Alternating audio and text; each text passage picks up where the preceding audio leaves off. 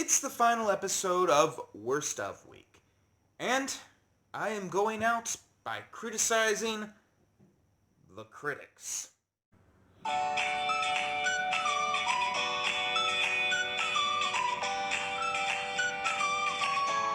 As some of you might know, I am in the middle of a huge sketch episode. Don't know why I just said huge like President Donald Trump, but yes, I have been working hard at this, and I will admit that I'm just having to make conversation with you all, basically, in order to fill in the week. And, I'm sorry for that, but it's just the way things go. Don't worry.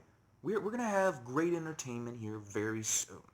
It's just like when you're going through the woods, you walk through the bramble, you get mosquito bites, but then you come out and you're out in the mountains and you see the sunrise, and it's the most glorious sight you've ever beheld, and you think to yourself, it was partially because I had to suffer first to get there.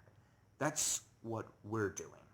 And I assure you, that sunrise, it's gonna be beautiful. Maybe I shouldn't raise your expectations. It will be a picture-worthy, at least, sunrise. You'll like it. You'll like the sunrise. I mean, it's just a sunrise. You've seen it all the time. Don't get your expectations too high. But, until then, I'm just going to talk with you all. So, today we're having a conversation about critics. More specifically, the problem with critics. Now, there seems to be two camps about critics.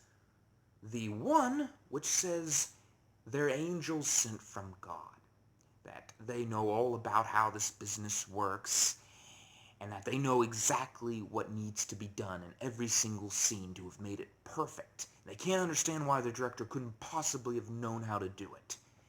And that they are going to tell you, the general audience, you, whether or not you should like that story. And you all have to listen, because you all can't figure that out yourselves, whether you enjoy it or not. And the other camp is kind of the opposite. They think critics are pretentious and they are just doing it for the bucks.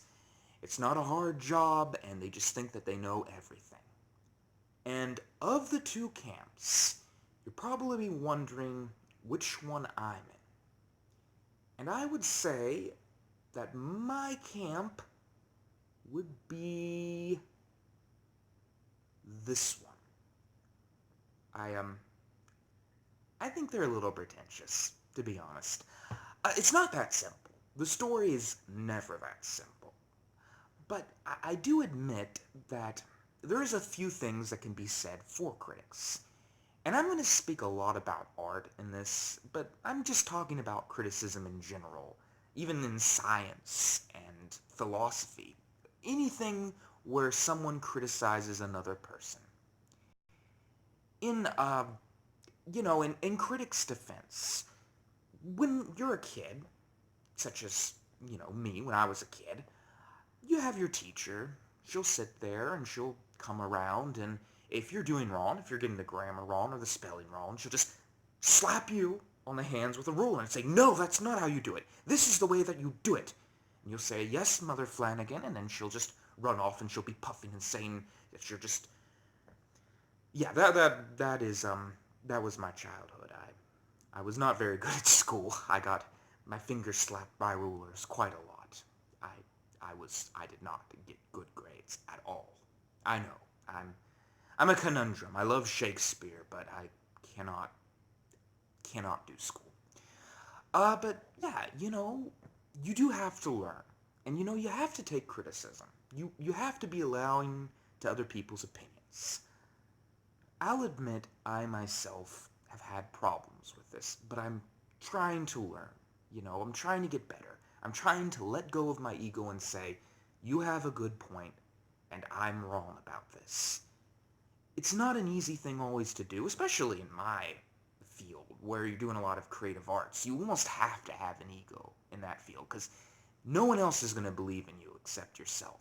You've got to believe that you're doing a good job, otherwise I don't even think you could make it in this business. But yeah, that side of the argument. There's also the side that says, critics, they can give you a deeper view of the story or of the invention or whatever it is. They can show you like a new way of looking at it and give you a background on certain things. And that is interesting. And I do admit those are really solid points for criticism. But there are some huge problems with it. The first one is politics. Yeah, critics, especially art critics, although science critics too and other things, they work for the businesses, and they're not going to tell you that your art's good if they don't think that there's any political motive for them to do it. They can get a lot of money from people higher up. And sometimes critics, yeah, they'll save little guys, but oftentimes their view of what needs to be like considered high art is simply just knowing all of the chords, being taught all the rules. And there's a little bit of a mistake in thinking that way, especially in storytelling. Following the rules is great, but you also need to know that sometimes if you follow the rules too much, you're gonna make a very bad story. And that's something critics don't understand. That sometimes if you follow all of those rules that they're complaining about in the newspapers, it can ruin a story. And this does lead into the next thing which I'm going to talk about, and that is the pretentious level. And this can best be summed up with the worst piece of artwork that I have ever beheld in my life, which I have decided is the movie The Lobster. I was going to go with the Christmas cookie song, but at least that didn't drain 2.5 hours out of my life and make me want to stab out my eyes with a steak knife. And that's the kind of thoughts this movie gives you, by the way. I don't usually want to stab my eyes out with steak knives. But for me, this movie is an example of criticism just thrown into absurdity. And I think what happens is these critics, and I'm going to be careful how I say this, but critics come from a culture where you're basically just supposed to, you're smoking a lot of cannabis, let's just put it that way. And there's people that can, live fully functional lives smoking cannabis. And I'm not here to tell you how to live your life. I'm not even going to state my opinion on the subject. What I will say is that doing that makes them like a certain type of story. And that this group, all of these people, all kind of fall into that category, and they kind of go towards that kind of story. And that kind of story sucks for any normal audience member. And it's a big flaw in logic, too. They think that if it is intelligent, if it has all these intelligent parts to it, that means that it's a work of genius. But I want you to stop and think of something. Let me give you an example. When you're making an invention, as I do sometimes, if you made something that was so complicated, that it took a long time to figure out how it even worked, and that, it was hard to function, there's a whole bunch of gears that didn't even need to be there, I mean, the scientists, the other scientists that would look at your invention would tell you, you need to fix this, you could make this simpler and it'd be more effective. Critics don't view it that way. They see it as, well, if it's intelligent, that means it equals good. If it's done incredibly well, if it's shot well, acted well, written well, then that just means that it's good. And you can have all those aspects. But if it can't be watched and enjoyed, then it's just, you've lost what makes storytelling. And movies like Inception do this, where it's just so confusing. And I don't know why a person would write something like that. I would never do that to an audience on purpose. Which, can also happen, admittedly. I don't think all these art house films know they're art house films. Some of them are just, they're trying to make something, and Like, for instance, the guy who wrote There Will Be Blood, he had no idea he was going to become this, like, critic pleaser. He thought he was going to be audience and critic pleaser. That does happen. Hopefully that won't happen to me. I would probably cry. But yeah, it's just, it's, it's sad because back in the old days, you know, William Shakespeare, even if you don't like the guy, he made stories that entertained the public. He made stories that were intelligent and that people could really, go and see and have fun with. And you might not like him today, but back then that was the attitude. The same thing with a lot of the great artists, Leo Tolstoy, Victor Hugo. And today it's just like go to war with the audience. And I can't understand that. And I don't know why it's okay to do that, or why to even let people like that into the business. Because to me, it just means you failed. I don't care how well you got all the staging right, how well you filmed it. You failed.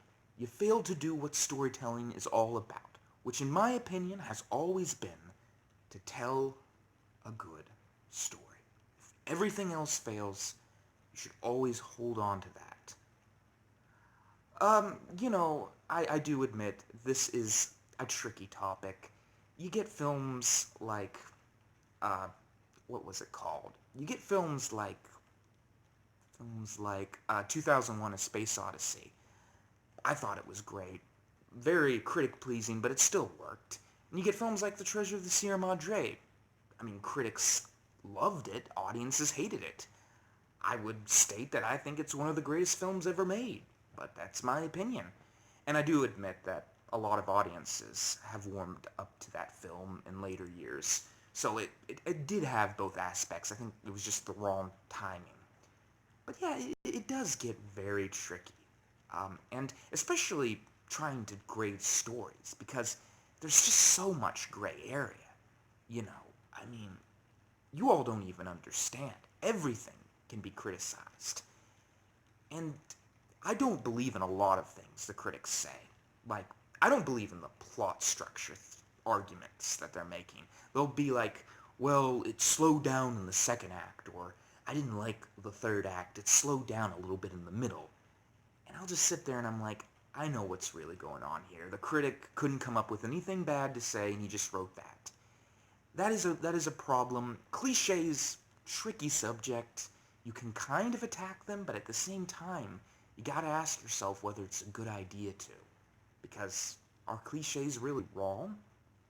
And, meshing of genres, meshing of things, even jokes, like, is it okay to just throw in a joke that might not match the mood?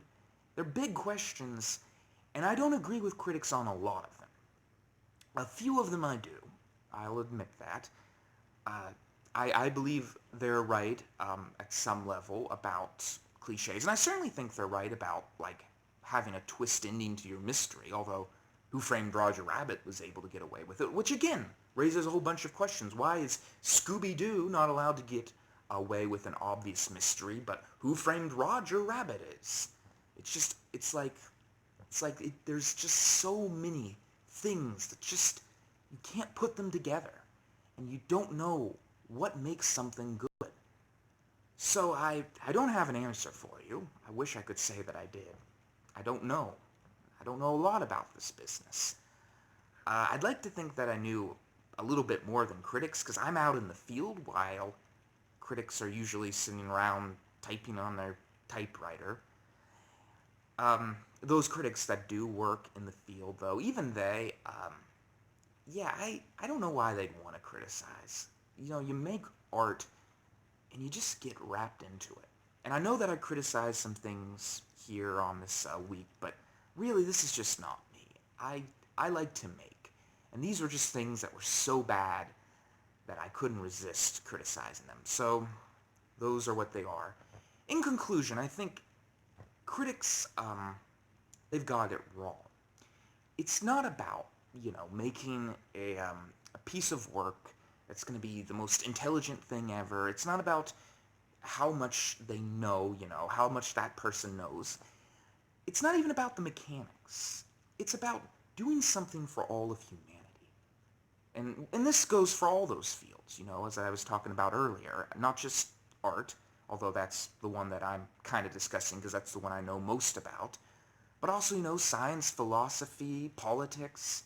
You're doing it to benefit all of humanity, to create something that can be enjoyed by all and inspire people. And I think that's what the critics are missing.